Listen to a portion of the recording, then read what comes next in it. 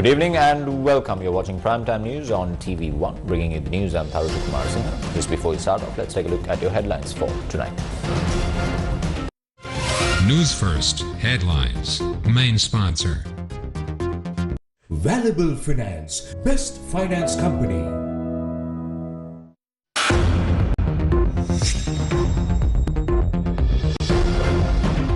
Sri Lanka at risk of failing to repay foreign debt. Fitch rating agency downgrades Sri Lanka. Whether we are going to open the parachute and find a safe landing, or we are still going to say, look, everything is under control and crash land and break our neck. So that's the choice that the government has. Litrogas Lanka resumes gas supplies under new standards. Officials revisit tanker to test rejected gas consignment. Milk powder shortage hits the market.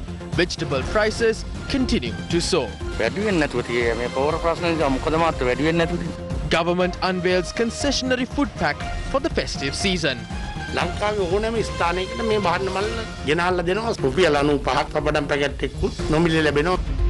Thieves break into the residence of the Batiklo district judge.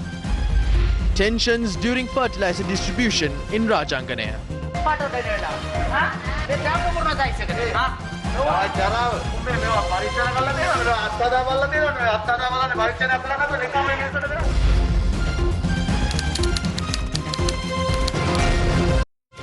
News First headlines. Main sponsor. Valuable Finance, best finance company.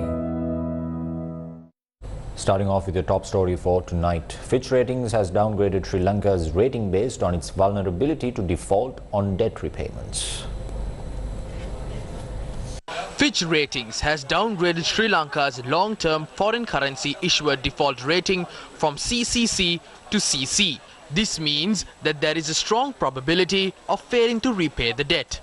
Fitch Ratings said it will be difficult for the government to settle foreign debt in 2022 and 2023. This is because Sri Lanka doesn't have new sources of money from overseas. The rating agency said Sri Lanka has to settle foreign debt of $6.9 billion in US dollars next year. Sri Lanka also has to settle two international sovereign bond payments of $500 million US dollars in January and $1 billion US dollars in July. Fitch Ratings says foreign exchange reserves have declined to $1.6 billion US dollars by November at a rate much faster than expected during the previous review. This was mainly owing to a combination of higher import bill and foreign currency intervention by the central bank. According to Fitch, quote, an IMF program would unlock multilateral financing, but we believe the fund could well suggest restructuring to bring about debt sustainability, end quote. It said Sri Lanka's reserves will remain under pressure even after receiving $1.5 billion US dollars through a currency swap from China. Sri Lanka has got into this cycle of downgrades, really began, I think, at the end of 2019, when fiscal policy reduced government revenue drastically. The tax base was reduced by 1/3, and tax revenue also reduced by about 25 to 30%. Because Sri Lanka kept on this goal of repaying international debt in full, even while it had lost access to foreign currency, the reserves started coming down very fast. So Sri Lanka has to refocus its policy around building greater quantity and a greater quality of reserves. Short-term swaps are low-quality reserves, because they simply kick the can down the road. And every time you come back to that can, it is heavier, harder to kick, and harder to pick up also. Postponing the inevitable restructuring of Sri Lanka's debt is simply making the pain on the local economy and the problem of resolving that debt issue much graver than it would otherwise be. The government has rejected the decision taken by Fitch Ratings to downgrade Sri Lanka, calling it a reckless move. In a statement, the central bank said the government has given a clear assurance that Sri Lanka will honour all debt obligations. It said Sri Lanka expects worker remittances to increase and higher export earnings in the coming months. The statement also said Sri Lanka will receive $1.5 billion through a swap exchange from the People's Bank of China. It added that Fitch has ignored other loans that can be obtained after meetings in India and Middle Eastern countries. Opposition lawmaker and economist Dr. Harsha De Silva had this to say. Anybody who understood a little bit of international finance knew that when the ratings were being downgraded so rapidly and the government of Sri Lanka was not taking real action to resolve the crisis they were in, that the end result would be default. So now what Fitch is saying is default is imminent. We really need to now think about how to manage the default that seems to be inevitable. Are we going to manage the default so that we can have an orderly default, or are we going to just let it go and let the default happen, which will be a disorderly default? A disorderly default would spell utter chaos. I shudder to think about what the repercussions would be. So therefore, this is not the time to find fault with Fitch rate. Now it is the time to figure out how to manage this impending crisis. So whether we are going to open the parachute and find a safe landing, or we are still going to say, look, everything is under control, and crash land and break our neck. So that's the choice that the government has. Although they are trying to hide this crisis from the world, they can't hide it. The people have realized that Sri Lanka's economy is collapsing. The cost of goods is skyrocketing. If the rulers are aware of what is happening, why is the parliament being prorogued for nearly a month? The parliament has financial powers. In the face of this crisis, everyone must discuss these matters in parliament and come up with a solution to them. When searching for solutions, the finance minister has gone to his motherland to enjoy life and to visit his children for Christmas. When parliamentarians and ministers are saying that there is a dollar crisis in the country, many of them have gone overseas with their families and children to enjoy themselves. They have become a bunch of rulers who are engaging in criminal misappropriation. Who can even think of proroguing Parliament at this time? When Parliament is prorogued, all committees will cease to function. When these committees are reappointed, it will take about 3 or 4 months to resume operations. They don't want to resolve this matter. They have prorogued Parliament to cover up these matters. Meanwhile, Trade Minister Bandula Gunawardena explained the relief provided by the government to the people amidst the increase of prices of goods. Officials of our ministry and the management of Sathosa have introduced a package to provide goods at concessionary rates during the festive season. The package will include essential consumer goods. We have made arrangements to sell the pack at 1,998 rupees. We were prepared to deliver this package to doorsteps.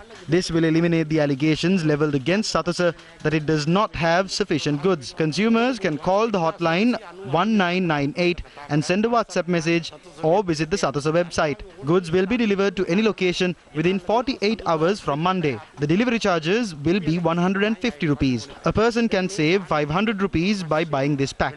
It will include 10 kilograms of sambar rice, 2 kilograms of sugar, 200 grams of sprats, a 400-gram packet of noodles, a 100-gram of tea leaf packet, 400 grams of salt, a bar of soap and a detergent soap with the required TFM values. This package will also include a 95 rupee packet of papadam free of charge.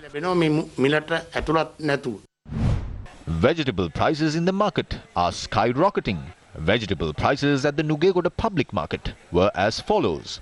Tomato 400 rupees, chilies 1,200 rupees, carrots 480 rupees, beans 400 rupees, beetroot 500 rupees, leeks 400 rupees, brinjal 400 rupees, ladies' fingers 300 rupees, bitter gourd 400 rupees, cucumber 200 rupees, long beans 400 rupees, Thai eggplant 320 rupees, winged beans 240 rupees, sweet potatoes 240 rupees, radish 320 rupees, ridged gourd 400 rupees, big onions 300 rupees, pumpkin 120 rupees, potato 320 rupees, leafy vegetables 70 rupees.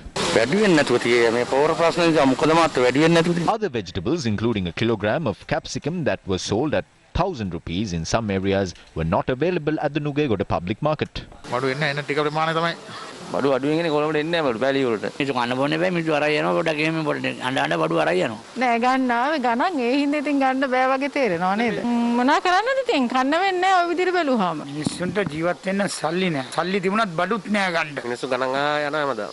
ආපෝ අන්තිමයි. This was the situation in Peta. 400ක බඩු මේ තියෙන මේ ටික වෙනතට සම්පූර්ණ bag දෙකක් වරන් යන three wheel එක ගන්න බෑ. දැන් බලන්න මේ ඇඟිලි දෙකෙන් උස්සගෙන මේකක් තියෙන්නේ. ඈ ණයට කෑවේ වන් ගිහිල්ලා. ඔව්. ඒ වෙනදාමක් නෑ. සල්ලි නෑ. We also inquired about the vegetable prices in Kandy. එදා වෙන පඩියත් මේ එළවලු දෙකක් තුනක් ගත්ත ගමන් ගෙදරට ජීවත් වෙන්නත් තමයි. ඉතින් මොනවා කරන්නද ඒත් ඉතින් ජීවත් වෙන්න නැත්නම් අපි කන්න ඕනේ. ඉතින් ගන්නවා. මොනවා කරන්නද ගණන් වැඩි වුණා. පක්කා යූරියා විභාගයක් දෙන්න පුළුවන් ගෙනලා ආයෙත් මිනිස්සුන්ට ගා ගන්න මේ කුණු පාට මාට දෙන වෙලාව. මේ දැම්පු පුරන සයිස් එක. ආචාරාව. උඹේ මේවා පරීක්ෂණ කරලා දෙනවද? මේ අත්හදා බලලා දෙනවද? මේ අත්හදා බලන්නේ පරීක්ෂණයක් කරන්නේ නැත්නම් නිකන් මේ මිනිස්සුන්ට දෙනවා. මේකට වියදම් කරපෑ යූරියා විභාගයක් තියෙනවා මිනිස්සු දිය කරලා ගන්න කියලා. කපඩාවල පෝර තියෙනවා යූරියා කම්පැනි වල. අක්කර දෙයකට පෝර මිටි දෙක ගන්න දුන්නා නම් මිනිස්සු පණ ගැට ගාගෙන වීයටයක් කරේ පච්ච ගන්න ඕනේ. මේ මුන්ට මේක තේරෙන්න ගන්න නෑනේ. යූරියා මිටි භාගයක් අදලා මිනිස්සු කැඳවලා හරි. කපඩාවල තියෙනවා මොකටද තියන් ඉන්නේ පෝර. Tensions flared as officials began distributing liquid organic fertilizer and MOP fertilizer among farmers in Rajanganaya. Farmers had refused to accept the fertilizer as it released a bad odor.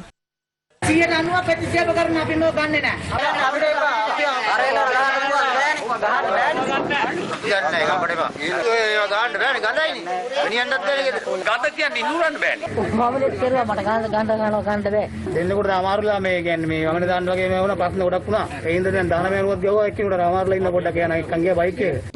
Farmers are rejecting liquid fertilizer. There is no point in accepting this. There is no point in staying inside mansions. They must understand the worries of farmers.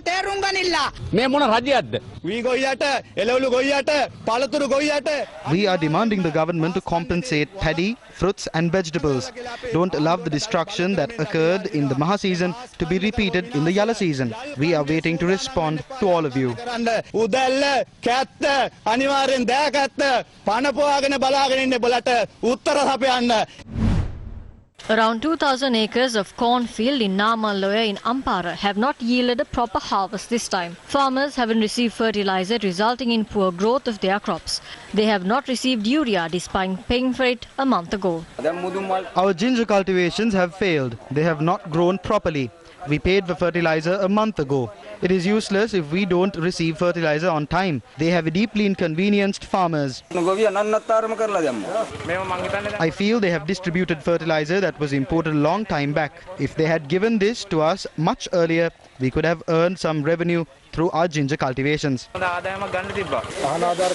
Fertilizer is given to us at a subsidized rate of 6,500 rupees. The government is doing exactly what is being done in the black market. When fertilizer should be sold at 1,500 rupees at subsidized rates, they are charging 6,500 rupees from innocent people. The government is involved in fraud. Farmers in Batiklo are also in dire straits. They began cultivation 2 months ago using nano-nitrogen fertilizer given by the government. Some farmers used urea to cultivate their crops. Farmers complain that their crops have turned yellow 50 days after applying nano-fertilizer. They say that crops have grown well across fields in which urea has been applied. Making headlines tonight, Litrogas Lanka resumed the supply of gas cylinders to the market in line with the latest standards. Approval had been granted to fill cylinders with LP gas that reached the country on the Pericles oil tanker after testing samples. Tests were conducted for the second time on the standards of LP gas that reached Sri Lanka on the Epic Balta tanker. Earlier, the Consumer Affairs Authority had not granted approval for the consignment as the gas leak detecting ordnance mercaptan was not up to standard. Is the issue surrounding gas in the country? Explosions caused by gas leaks have become a widely discussed topic in Sri Lanka. The president had recently appointed a committee to investigate the explosions. The committee has not submitted its report yet. How was the matter taken up in court? Civil activist Nagananda Korituaku had filed a writ petition with the appeal court. He had requested a court order to take criminal action against the gas companies and the officials responsible for distributing unsafe cylinders. The appeal court had then ordered gas companies to only supply gas cylinders that meet the standards set by the Sri Lanka Standards Institute. The Pericles and Epic Balta tankers had reached Sri Lanka carrying LP gas. Which of the two stocks was granted approval? Chairman of Litrogas Lanka Limited, Teshraja Singh has said the gas consignment on the Pericles tanker had been approved after tests. මේ නැව රට ඇතුළට එන්නත් ඒ අදාළ තොග ගොඩ බාන්නත් අනුමැතිය ලැබුණා. එහෙම. ප්‍රශ්නයක් නැහැ. දැන් ඔබට බය නැතුව වක්කීම තියෙනවා.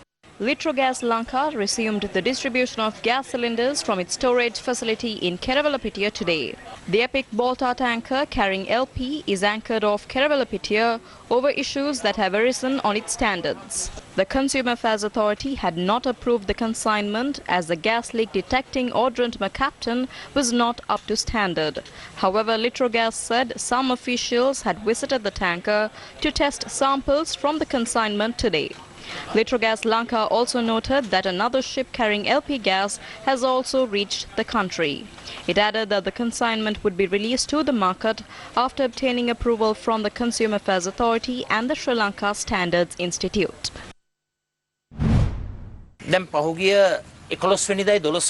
Two ships carrying gas arrived in the country on the 11th and 12th. The Sri Lanka Standards Institute said the gas should not be unloaded because it is not of proper standards. A gas cylinder must contain 14% of mercaptan, but the gas cylinders in one ship contains only 10%, while the gas cylinders on the other ship contains 6%. Despite that, the authorities last night decided to unload the consignment. When the appeal court reaffirmed the decision made by the Standards Institute, who decided to unload the gas cylinders, the government has hardly paid any attention to the people's lives. We believe that the gas cylinders are also of poor standard. The gas is of poor standard as well. If they are unloading gas cylinders of poor quality, they are only posing a bigger risk to the people's lives. A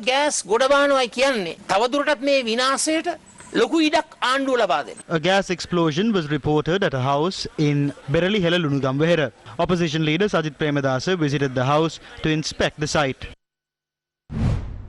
Gas explosions were reported from Matara, Agalavatta, Valimada, Hatton, Hambantota and Kotagala in the last 24 hours. A gas cooker had exploded at a house in Pamburana in Matara last night when a woman had tried to cook her meals. No injuries were reported. A 51-year-old woman was injured in a gas explosion at a house in Mulathiana in Agalavatta today. The explosion had occurred when preparing breakfast. The woman who sustained burn injuries to her feet is receiving treatment at the district hospital in Matugama. Gas explosions were also reported at a house in Patana in Kotagala and Small Tertan Watta.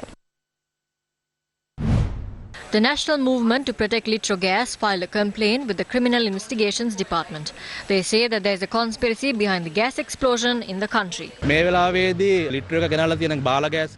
are making the people scared, saying that Litro has imported substandard gas. They have created an unnecessary fear, saying that it can't supply gas properly and that they are trying to intervene in this. They have created this situation. The Finance Ministry has prepared these cabinet papers.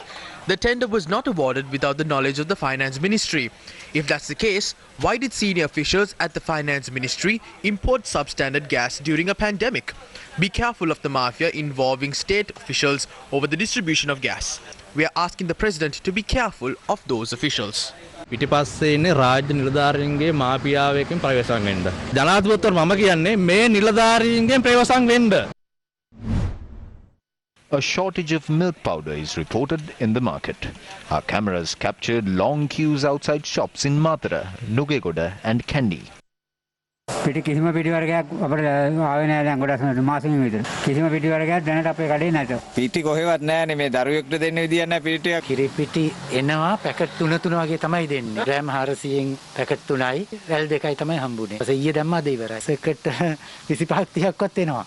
යන්නේන ගමන් අහන්නේ පිටි තියනවාද? අර ඒගොල්ලෝ අපිට පොඩි ප්‍රමාණයක් දෙනවා. ඉතින් අපි මිනිසුන්ට දෙනවා ඒ අපේ ප්‍රමාණය. දැන් තියෙනවද වඩ? 250න් 3ක් තියෙනවා. කිලෝ එකෙන් උතර කිලෝ එකෙන් දෙකක්.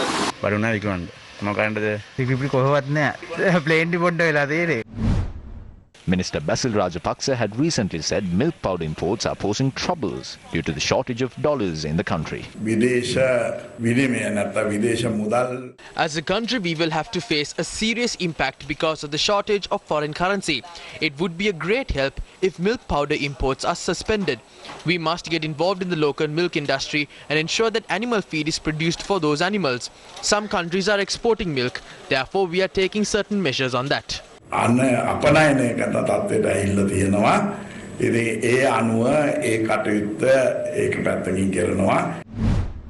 Latest central bank figures show that the cost of importing dairy products, mainly milk powder, had increased this year. $270 million had been spent to import dairy products between January and September this year. According to the central bank, this is higher than $253 million spent in the same period last year. The Milk Powder Importers Association said the supply of milk powder has been reduced by almost half. This is because of a drop in imports caused by the dollar shortage. The State Minister of Consumer Affairs says that some companies are facing issues while importing milk powder because of the foreign currency issue. A shortage of milk powder has arisen in the market. That is because although one company is continuing production, the other companies with a market share of about 25% are facing issues when importing milk powder as there is less foreign currency. We will intervene and provide them with the required support to import milk powder. Our main target is to promote local milk production. We are working towards that, but we are also working to resolve the current problems.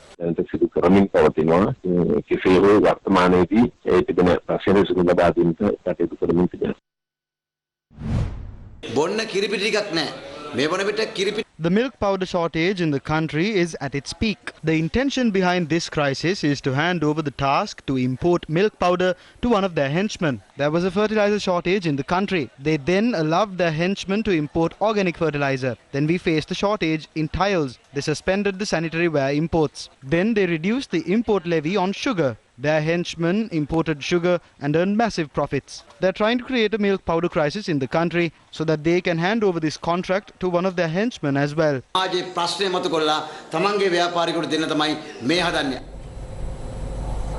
What happened to the suspect who died inside a cell at the Hungama police station today? We have the details after this short commercial break. Stay tuned.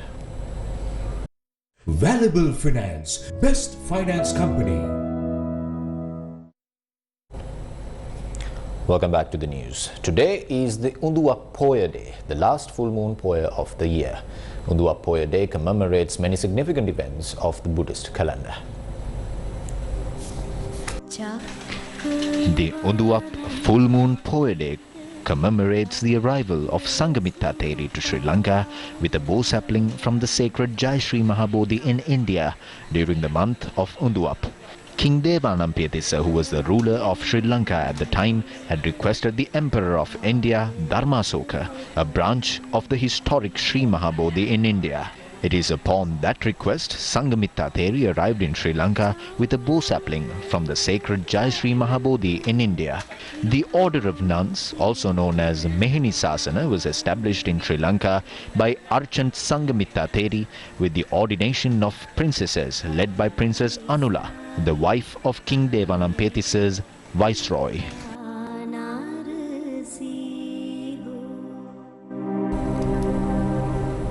Tamil National Alliance MP S. Sridharan expressed the following views on the Chinese ambassador's recent visit to the northern province of Sri Lanka. When he had gone to Point Pedro in Jaffna, he had inquired about the distance to India from the people there, including journalists. He had then gone to Manna and visited the Adams Bridge on a vessel. It could be symbolic to India's challenge to China after going near the border. He had paid his visit saying that it would be to help fishermen. Local fishermen are affected when Indian fishermen enter Sri Lankan waters with their trawlers. Therefore, he had said that he will provide new fishing nets to the fishermen. We are learning that plans have been made to give China a resort that was built on a 5-acre land during the presidency of the current Prime Minister.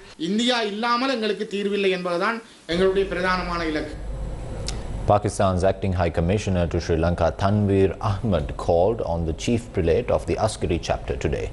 The visit comes after the killing of Sri Lankan Priyantha Kumar in Pakistan's city of Sialkot earlier this month. Pakistan's High Commissioner to Sri Lanka had called on the Chief Prelate of the Askiri chapter, Most Venerable Varakagoda Nyana Ratana Thero today. Especially to convey the message of our Prime Minister that he will take full action against all those culprits, and the justice will be served immediately, and the financial assistance will also be given immediately to the family. And so this was the purpose that we came here, and we thanked the Mahanayaka, and he was very appreciative of the effort of our Prime Minister. All the Pakistani people, after this incident happened, they were very angry and they were ashamed. That the reason being that we have very good relationship with Sri Lanka, so Pakistan is a very safe country. This was one isolated event. Our authorities, our law enforcement agencies, they have told us that they will provide maximum security to all those Sri Lankans who are working there. The Chief Prelate of the Askiri chapter had written to Pakistan's Prime Minister Imran Khan a day after the tragedy unfolded. He had said he is impressed by the prompt action taken by the Pakistani government regarding this incident. Let's take a look at what happened to the suspect who died inside a cell at the Hungama police station in our special segment, Crime Watch.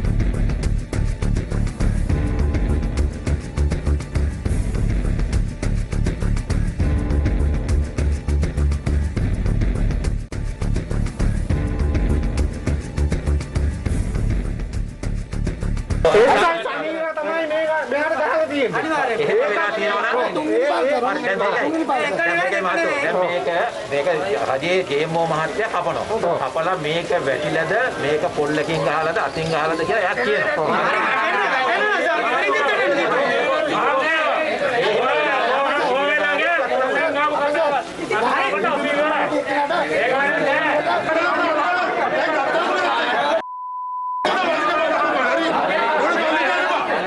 According to police media spokesperson SSP Nihal Talduwa, the suspect has been arrested under the charges of illicit liquor this afternoon. Police media spokesperson said that the suspect collapsed on the floor when he was brought inside the Hungama police station. Adding further, the police media spokesperson said although the police officers at the station took swift steps to admit the suspect to the Ranna hospital, the suspect passed away upon admission to the hospital. The deceased was a 51-year-old resident in Ranna. Thereafter, the group blocked the Matara Kataragama main road and voiced their opposition on the road.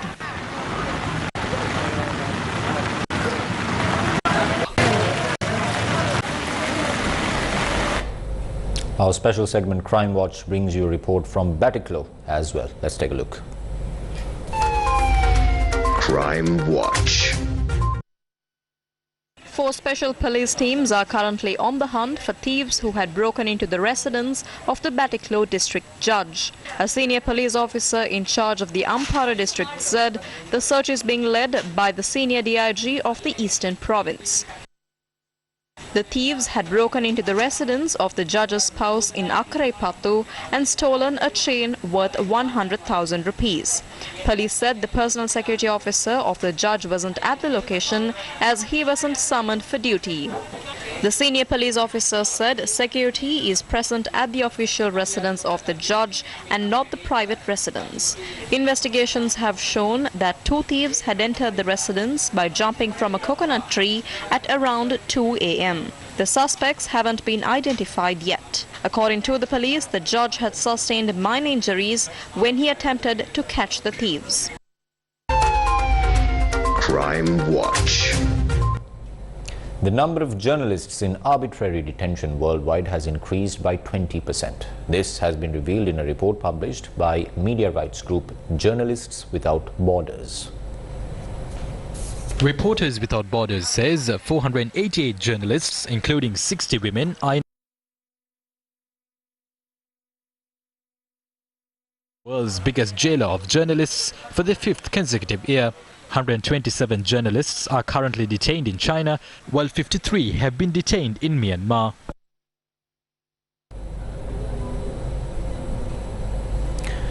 As the COVID-19 pandemic has lifted its head again with the Omicron variant, we cannot forget about other fatal illnesses lurking in the shadows, waiting to claim lives.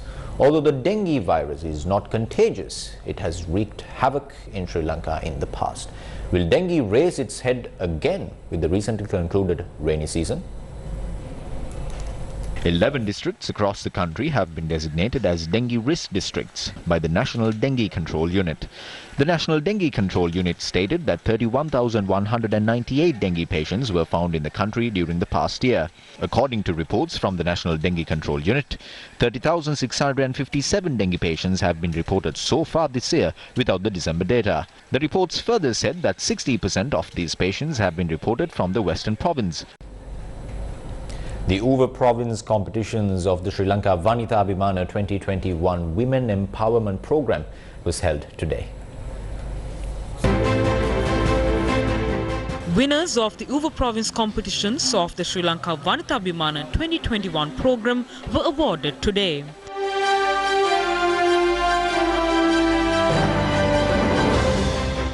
Contestants were judged under 10 categories, including entrepreneurship, young leader, voluntary service, education, sports and environmental management. The program has been organized by Newsfirst and NDB Bank to empower women.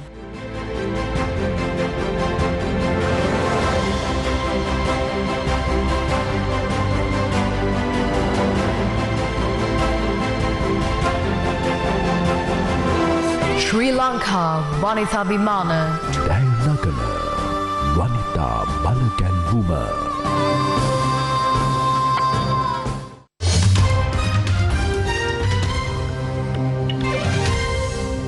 And some shocking news from overseas. At least 12 people were killed and several more injured today by a gas blast in Pakistan's port city of Karachi. The explosion went off in a bank building in Shersha. Social media and TV footage showed the 2-floor structures, windows and doors blown out, with documents scattered across the wide area. Cars and motorcycles parked nearby were also damaged. Foreign media reported that a bomb disposal squad was investigating, but the leakage of gas was the cause. Explosion caused by faulty gas cylinders, which are used for cooking as well as in cars, are common in Pakistan. And that's a wrap of the news. Thank you for watching and good night.